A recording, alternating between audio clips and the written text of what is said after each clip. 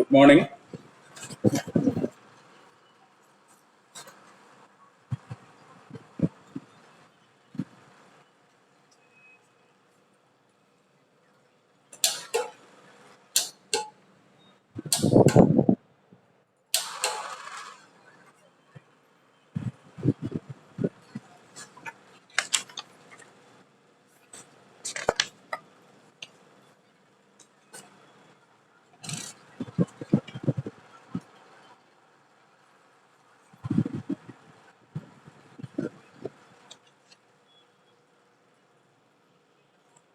Good morning, everyone.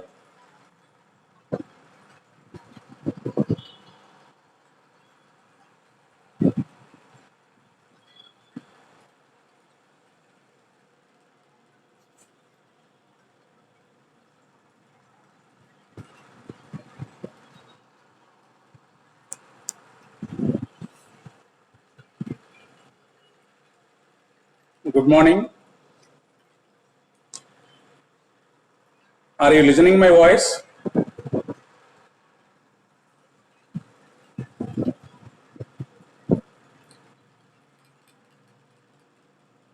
Is it audible?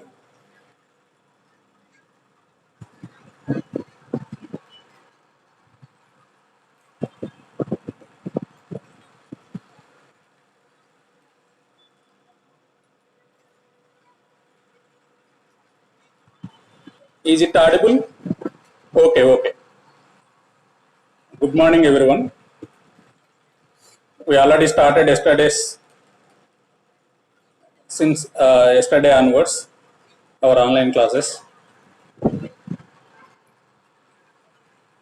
And also, we discuss a brief introduction about the fifth paper, Cultural History of India. And some of students are not joined yesterday. So I have to again repeat the paper structure today once, and I will go for a general instruction to another paper today. As usual, we already discussed yesterday. Again, I have to repeat once again. So as usual, like the previous semesters, in this uh, in this semester also we have 5 papers, and I will share those structure of 5 papers again.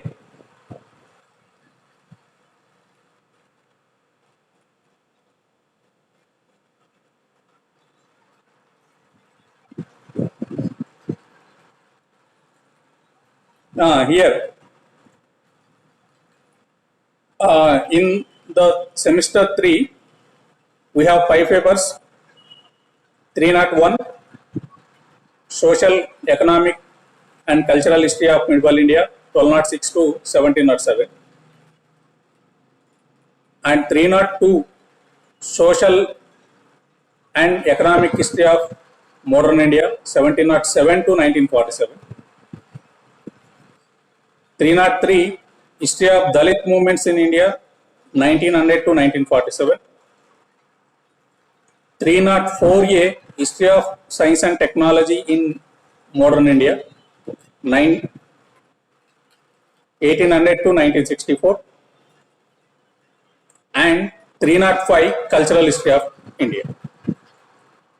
So among these 5, first 3 are the electives having the 5 credits each, and later 2 papers having the 4 credits having 4 units. So these are a general structure in every semester we are following. So in this third semester, also the same structure we are following. These are the 5 papers you have. So among these 5, once again I have to repeat, Among these 5 papers, the first one, social, economic and cultural history of medieval India, dealt by Dr. Julu Nageswar. 302, social and economic history of modern India, 1707 to 1947. This is my paper. And 303, history of Dalit movements in India, 1900 to 1947. This is also my paper. And 304A, history of science and technology in modern India, dealt by Dr. Harishankar. And 305, cultural history of India, which is dealt by myself. It means out of 5 papers, I deal the 3 papers, and first paper deal by Julu Nageswar and 304A by Dr. Harshan. So among the 5, my papers are 3. Okay, so these are general structure which we are going to follow in this third semester. When you see the syllabus of these 5 papers, yesterday itself we discussed about the 4th paper, cultural history of India. We already completed a general discussion yesterday itself. So I don't want to repeat today. I will repeat on some other day. Because yesterday the 2 people who are along with you are listened yesterday. That's why I don't want to repeat today itself. But I will give you general instruction on someone. Maybe after the second paper, I will give you general instruction on this paper, cultural history of India. Today, we'll see a general instruction on the 3rd paper, which is history of Dalit movements in India, 1900 to 1947. Okay, you are well known about the various movements which has taken place in India from the medieval onwards. So among them, there are various movements in socio-religious concepts, in social concept itself, or in economical concepts. There are many movements we are already aware. So apart from these, we have a Dalit movements which taken place from the modern Indian period. In this modern Indian period, various revolt or movement or some other 1 or 2 similar words are using for this movement. We call it as revolt, movement, upsurge. Various names, various similar names get, but we are particularly using a term called the movement here. So when you see the movement in the Dalit perspective, various movement has taken place in India. India in the sense, Indian subcontinent territories. Okay, in our first semester, in the first paper, we discuss certain concepts in the Indian historiography. We had a concept called as the subaltern studies. The subaltern studies which gives particularly about a lower class, the history of lower class. Among the subaltern studies concept, the Dalit movement was a important thing which comes under. Okay, we already completed a subaltern concept in our first semester, and also we completed certain things regarding this subaltern concept in our second semester also. In the paper Historiography and Historical Method, we already discussed about certain things about these subaltern studies, where Ranjit Guha, the important or a prominent historian who done a much work on this subaltern studies, later which was spread into various fields, and various historians have started their work on this. So, from the subaltern concept, this Dalit movement has emerged. It's nothing but a Dalit revolt against a certain things. Revolt against various things which they face a problem. Okay, so among the agrarian structure, among the religion, or particularly any difficulty in the their daily facing certain things in their society. Okay, these the various things which comes under this Dalit movement. Okay, you are well aware there are certain are prominent personalities who started these movements, and they started certain organizations also. Among them, Jyotiba Phule is a prominent person.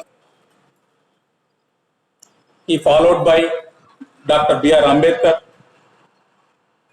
Later, many personalities are followed this this uh, movement against the problems or the certain things which they treat them as a certain difficulties. Okay, so when you see the syllabus of this Dalit movement, it has the 5 units. Okay, so module 1, 2, 3, 4, and 5. I will share the screen also regarding the syllabus of history of Dalit movements in India. And after sharing my screen, I will explain one by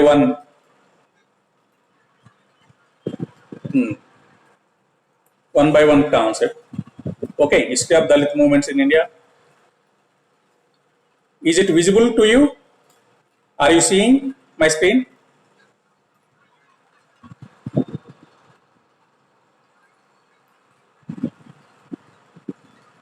Is it visible? My screen visible to you? Okay, okay, right. Thank you. So we'll go by um, one by one. In the first module, the concept of Dalit, its definition and meaning. Okay, in the first module, the first concept is about the Dalit. Okay, the definition of Dalit and also a meaning of Dalit. Okay, you are aware that for Dalit there are certain similar words also there. Actually, the Dalit is a term which emerged particularly in the Gujarat by a particular reformer who used the Dalit term first time. Later, it was still continuing. For the term Dalit, there are other certain similar terms also using. like the Harijan, the term coined by Mahatma Gandhi, and later in 1935 Act, the term scheduled caste used then onwards in our constitution, particularly using the scheduled caste for this Dalits. So many one or two other similar things are using for this term Dalit. So Dalit is nothing but a section of the people who are Atisudra, not a Shudra. Okay, they are the outside caste. Okay, so they are the outside of the Hindu a society, a structure. Okay, so in Hindu class structure we have four. You are well known: Brahmin, Kshatriya, Vaishya, and Sudra. So out of this structure, there are certain classes or sections who are residing away from the main society. Those we call as a Dalit. Okay, I will give you a particular definition when you are moving one by one concept after this general inspection. Okay, so in the first module, the first concept is the Dalit, its definition and the meaning. Later, about this Dalit movements, we have to see various approaches or various historiography. Historiography in the sense, it's a writing of history. The writing of history which is based on various ideologies. Okay, so ideology based on the nationalistic and Marxist and subaltern. So these are various ideologies. On these ideologies, various historians who recorded the Dalit movements in India. Okay, so the second concept will see the various approaches which given by various historians on this Dalit question. Okay, so this is the second concept in the first one. And next one, what are the various causes regarding or for this emergence of Dalit movements? There are various causes for this movement, not only this movement, for every movement we find many. Yeah, I will give you. Okay, about subaltern approach, I will give you the detailed way in our further classes. But I will give you an idea what is the subaltern approach just now. Okay, subaltern approach in the sense, a approach followed by a historian regarding the Dalit, history of Dalit or anything, but his approach may be in the perspective of the Dalit. Okay, Dalit is a lower class section. So the things are the history of lower class section which visible in this subaltern approach. Okay, I will give you one example of the Ranjit Guha is a important historian who is a prominent personality among this subaltern approach. He is the pioneer, particularly we say he is the pioneer in the subaltern approach. Okay, after him many historians have followed the subaltern approach. Okay, so subaltern approach in the sense, the approach towards the Dalit, towards the lower class is nothing but the subaltern approach. Okay, later classes I will give you the detail. Okay, so these are things comes under the module 1. When you come to the module 2, it's totally about the caste system. We can say the evolution of caste and class system in India.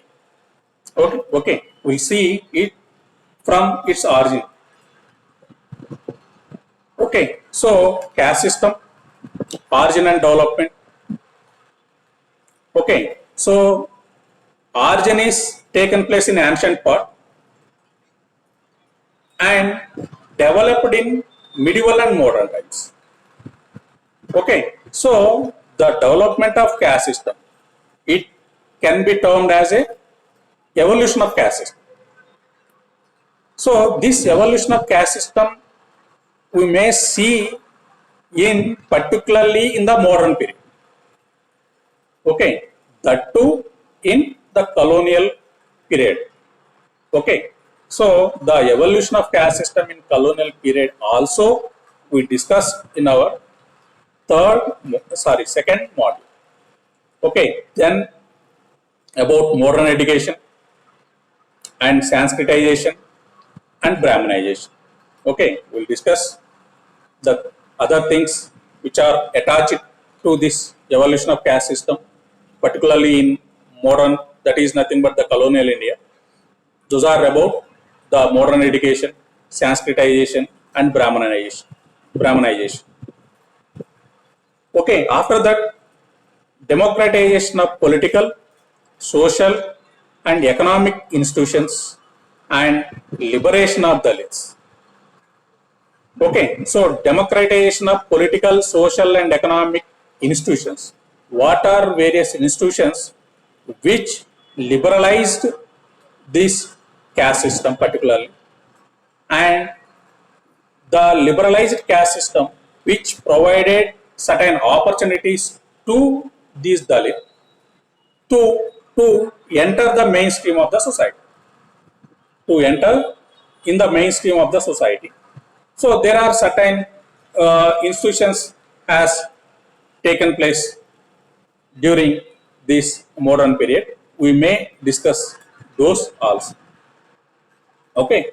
So next one is the role of Christian missionaries and growth of Dalit consciousness and assertions. Okay. The next concept is the role of Christian missionaries. Role of Christian missionaries.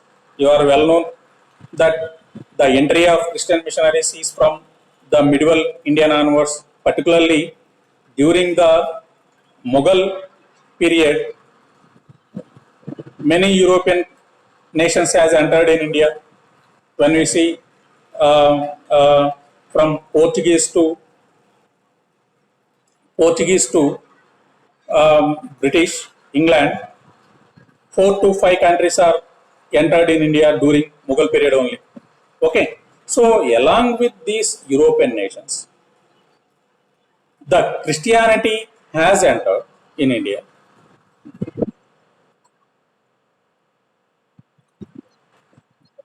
These Christian missionary center and set up with,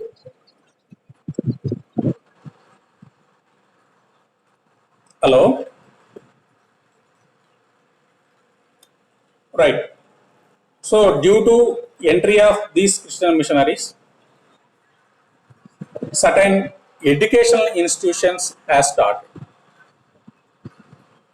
Those education institutions provided a opportunity to these Dalits to learn,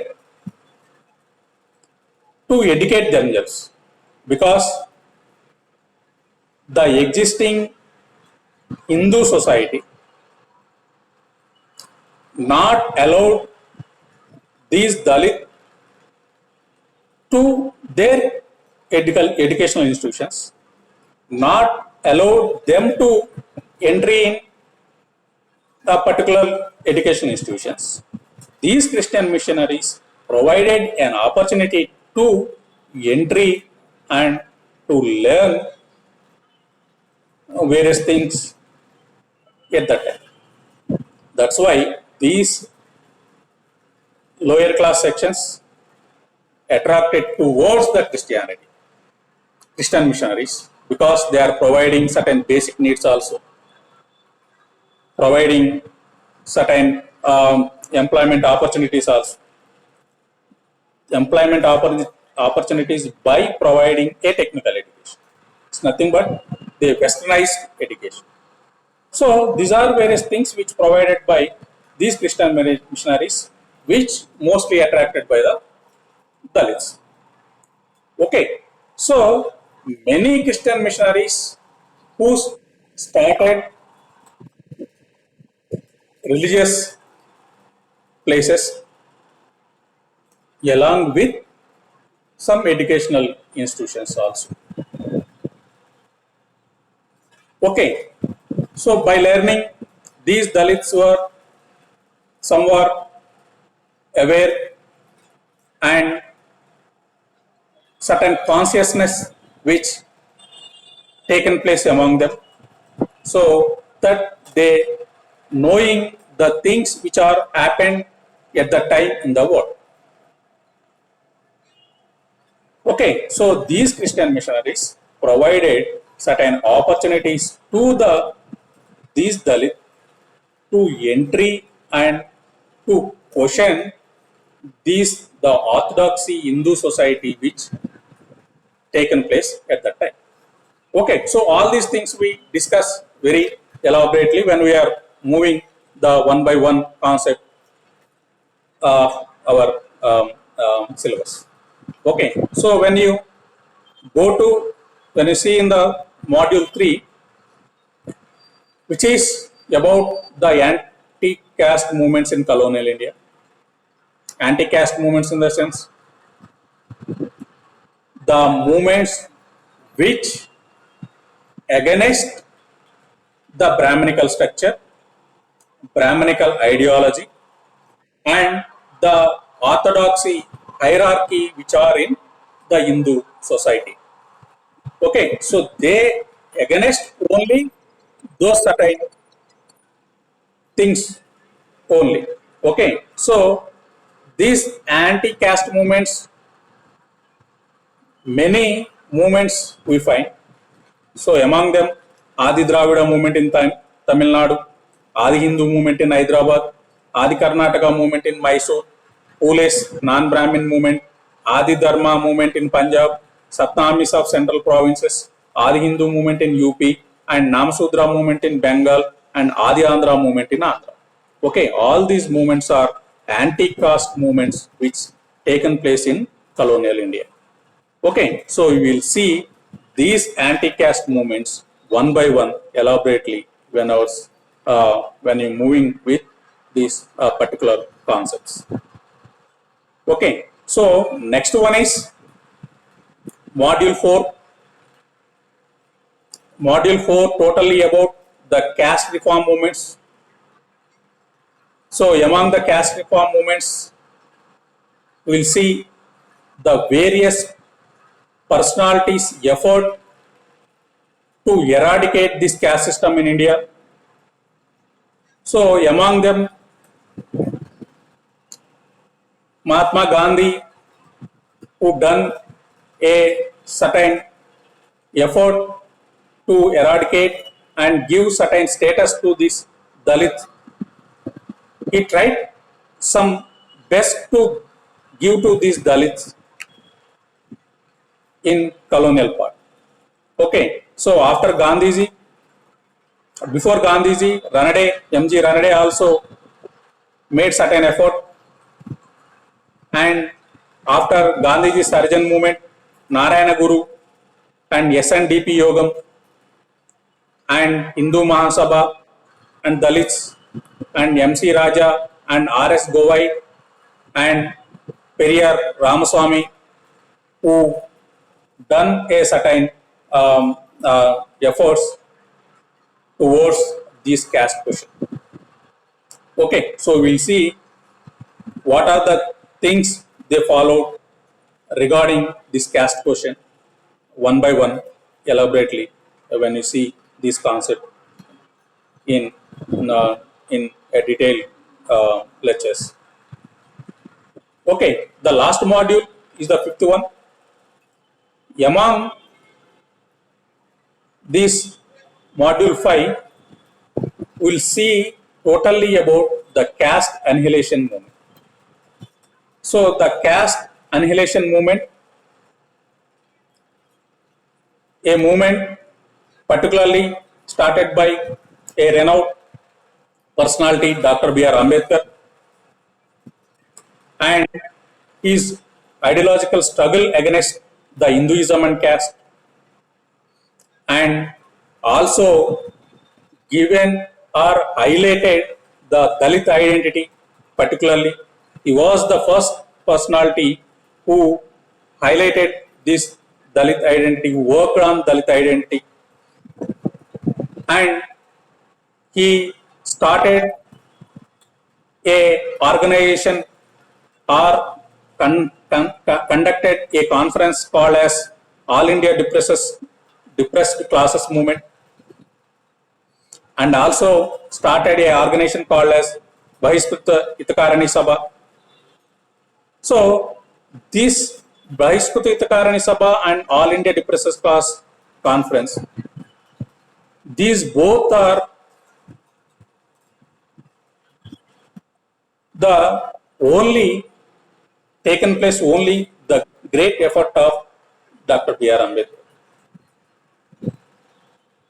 Okay, then onwards, the role of Ambedkar we see in various phases up to the drafting of Indian Constitution. Okay, and also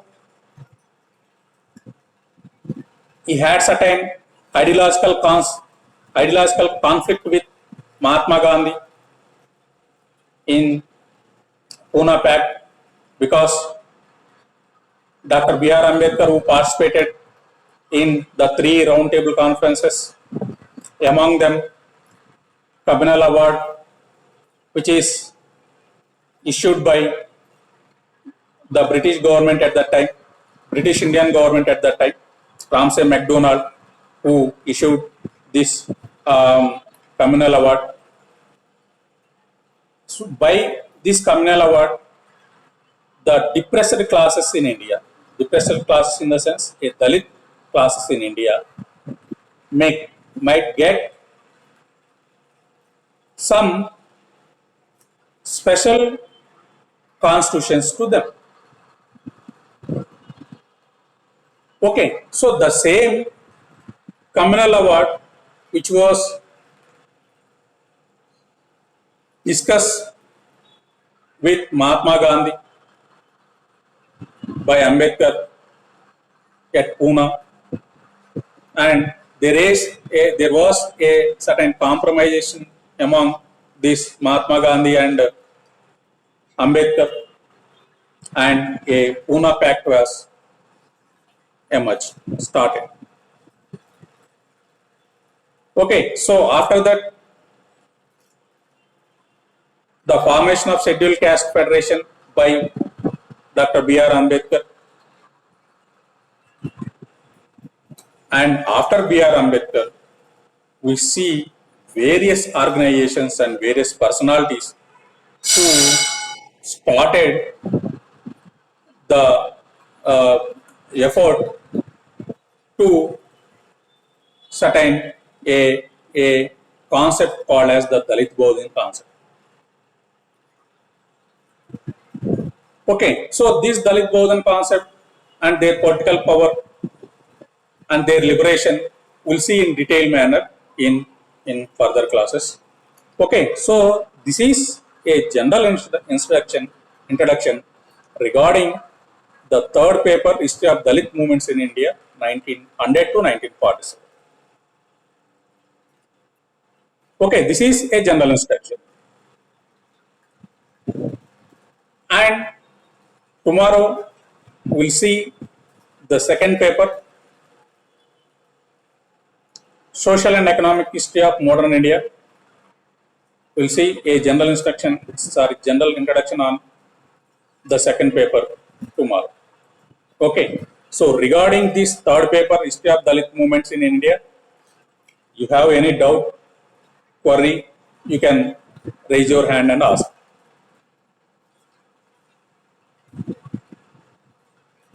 Okay. Today, wow, very good strength. Nearly 12 members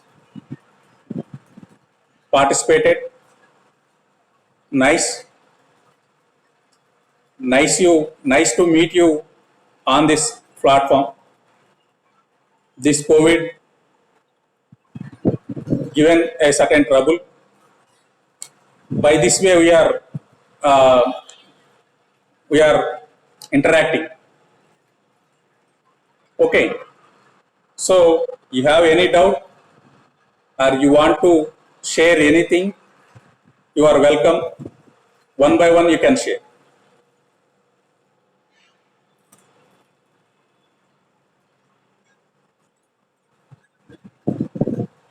Is it okay?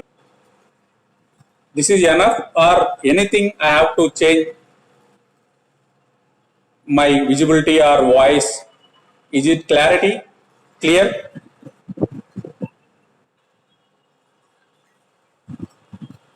You can speak anyone.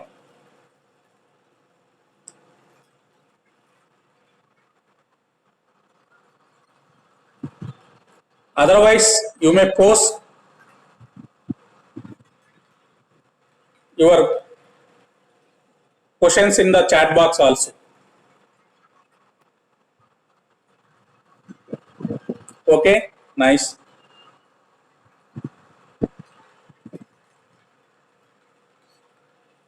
Yeah, regarding subaltern approach, Abhinav, I already given some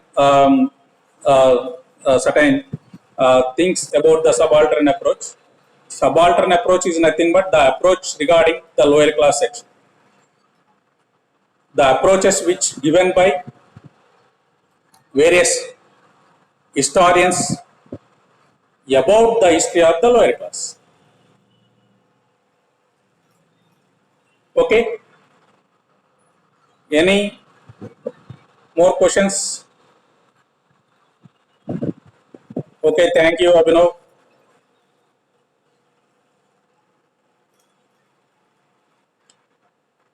Can I end my class today?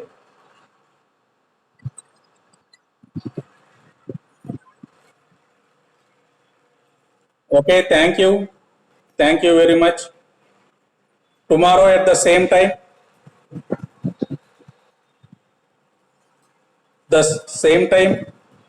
you may join. I will send the link. Join at the same time tomorrow. Okay. Thank you. I am ending my class. Okay. Thank you.